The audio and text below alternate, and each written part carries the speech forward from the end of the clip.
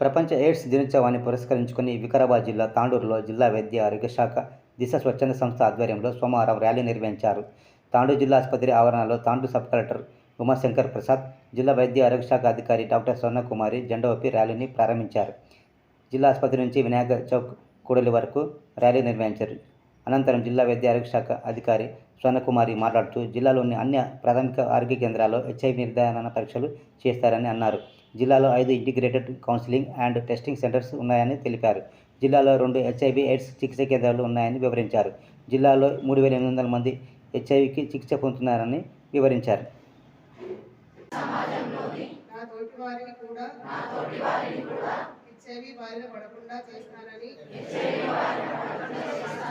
అలాగే హెచ్ఐవి ఉన్న వారి పట్ల వారికి ఉన్న హక్కులను గుర్తించి కలుగుతూ వారు క్రమం తప్పకుండా మందులు తీసుకుంటూ మన అందరిలాగే జీవనం కొనసాగిస్తూ ఆరోగ్యంగా ఆనందంగా ఉండే విధంగా నా వంతు కృషి చేస్తానని ప్రతిజ్ఞ చేస్తున్నాను.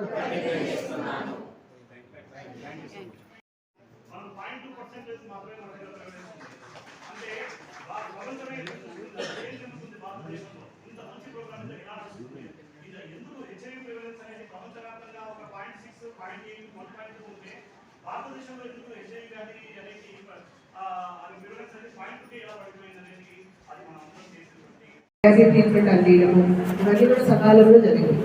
ఎందువల్ల జరిగినాయి?